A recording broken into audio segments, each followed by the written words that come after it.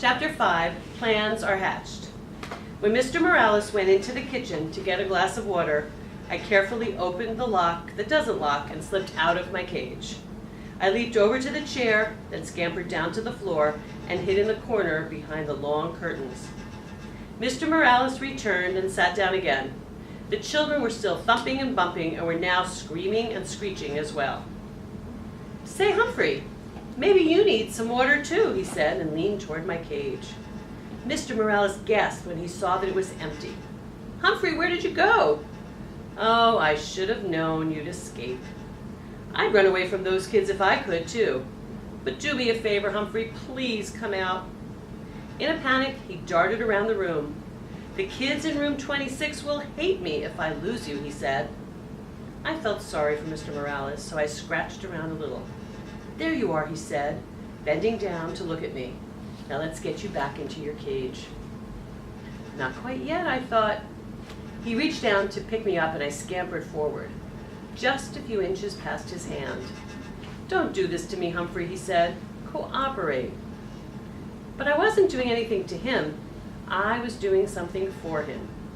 "Work with me," he said, but this time to himself. "Maybe, hey, that's it." He looked down at me. "With your help, Humphrey." Mr. Morales really swung into action then. He raced upstairs. The thumping and bumping stopped, and when he raced back downstairs, Willie and Brenda were with him. "Close all the doors, Willie," he said. "But Dad," Willie whined. "Close them," his father repeated firmly. "Now." Willie closed all the doors. "You two scared poor Humphrey with your screaming and poking and thumping. We may never see him again," he told them. Brenda burst into tears. "Humphrey's dead?" she sobbed. "No, Humphrey's too smart for that," Mr. Morales told her.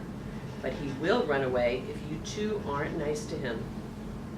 Right. You have to be pretty smart to be a principal. "Now, do you want to help me get Humphrey back?" "Yes," the children shouted. Mr. Morales explained the plan. He said the only way they'd get me back in my cage was if they worked together. And they could only work together if they listened to him. Really listened. They were listening now, and they kept listening too. Because he told them the most important thing they could do was to be quiet. So they were quiet. "I'm pretty sure he's still in the room. Our job is to lure him back into his cage," Mr. Morales whispered. He put my cage in the middle of the floor. Then he went to the kitchen and got a handful of sunflower seeds. Willie and Brenda helped to make a trail of seeds across the floor leading up to the cage.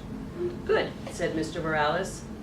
"Now we have to be very, very quiet and wait for Humphrey to pick up the seeds. But if you say anything or even move, you might scare him." "We'll be quiet, Dad," said Willie. Brenda agreed. They all sat on the sofa. "Do you think it will work?" Willie whispered. "Of course," Brenda answered. "Dad's smart." "Well, he's not the only one." I waited for a while. After all, the Morales children needed all the practice staying quiet that they could get. When Willie got restless, I started skittering along the floor. "I hear him," said Brenda. "Shh," said Willie. I waited a few more seconds and then scrambled out of the corner and grabbed the closest seed. I could hear loud gasps from the children, but I pretended not to notice. I scurried toward the second seed. This plan Mr. Morales and I came up with was tasty, tasty, tasty. I could almost feel 3 pairs of eyes fixed on me, but I ignored them. I grabbed up the 3rd and 4th seeds, hid them in my cheek pouch, then stopped right outside the open door of my cage. Inside, Mr. Morales had a lovely pile of sunflower seeds. It was nice to be free, but my cage was home after all. Besides, until the day somebody fixes the lock that doesn't lock, I can get out whenever I want. The kids were still quiet, so I made a run for the cage. Mr. Morales quickly closed the door and the children began to cheer. "We did it," said Brenda. "Dad's the smartest man in the world," said Willie. "Hey, you kids helped." When we cooperate and work together, we make a pretty good team, Mr. Morales told them. Lo Mayor, Willie agreed, the best. Mr. Morales squatted down and winked at me. Of course, Humphrey helped too. I'll say. The rest of the weekend with the Morales family was fine. Sometimes the kids started interrupting their dad or mom, but Mr. Morales just reminded them that they could be polite if they tried. Willie and Brenda tried. Mrs. Morales sold a house. Turns out that selling other people's houses is her job. So they celebrated with pizza and ice cream. Brenda learned to hold me gently. Willie even cleaned the poo out of my cage, which I appreciated. Life is good, I thought as Mr. Morales drove me back to school Monday morning. Then I remembered Mrs. Brisbane and how she'd said I was a troublemaker and she was going to get rid of me. Humphrey, you are a true friend, said Mr. Morales as he carried my cage back into room 26.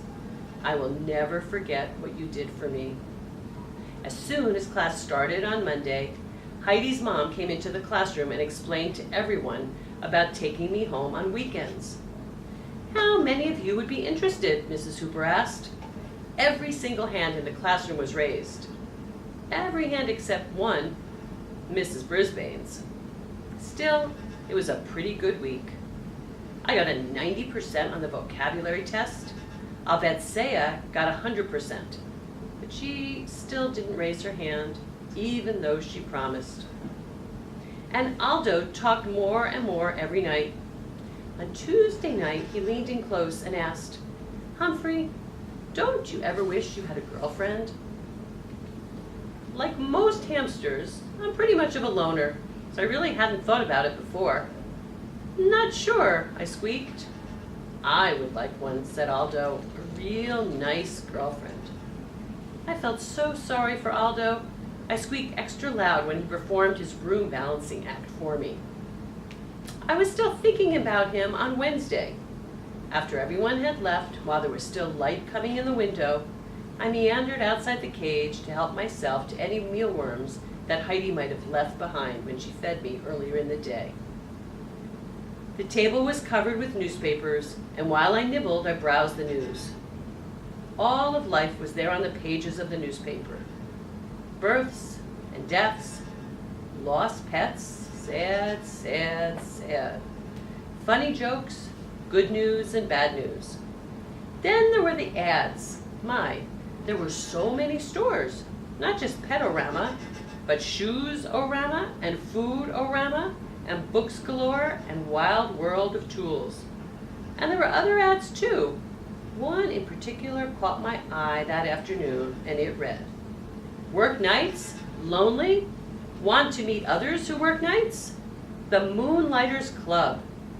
For people who work at night, meetings are held during the day on weekdays. Hikes and outings to restaurants, parks, plays, movies, and much more. There was a name and a phone number at the end. I could hardly believe it. This was exactly what Aldo needed. I could already see him, smiling and happy, going to parks and plays with the Moonlighters Club and having a girlfriend. But how could I get Aldo to read this ad? He'd probably just throw it away. Still, if I cut it out and left it in a place where he couldn't miss it, well, maybe. Hamsters can't do scissors, but we have nifty teeth. It took me a while to nibble the whole ad out neatly, but I did a pretty good job. Then I stood the clipping up against my cage. Aldo couldn't help but see it if he looked at me, which he always did. That evening I was more anxious than usual for Aldo to arrive.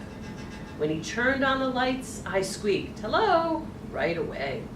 "Greetings to you, my little friend," said Aldo as he pushed his cart into the room. "You sound like you have something on your mind." "You bet," I tried to tell him. He ambled over to my cage and leaned down to look in. "What's happening, Humphrey?" he asked. I saw his eyes light up on the scrap of newspaper. "Hey, I can hardly see you." He reached out and pushed the clipping aside. "Read it," I squeaked right out. Of course, he didn't understand. He didn't even look at what the ad said. He just set it down next to the cage and leaned in closer. I was squeaking a blue streak. Look at it now. Calm down, Humphrey, I've got a treat for you, said Aldo. He reached into his pocket and pulled out a tiny bit of carrot. Your pal, Aldo, would never forget you. My heart sank. You try to help a human and they don't even pay attention. But as you know, I don't give up easily. I squeaked happily when he balanced his broom on one finger as usual. But my mind was on the Moonlighters Club and how to get Aldo there. After he left, I scrambled out of my cage, picked up the newspaper clipping, and tucked it inside my notebook. Then I hid my notebook behind my mirror.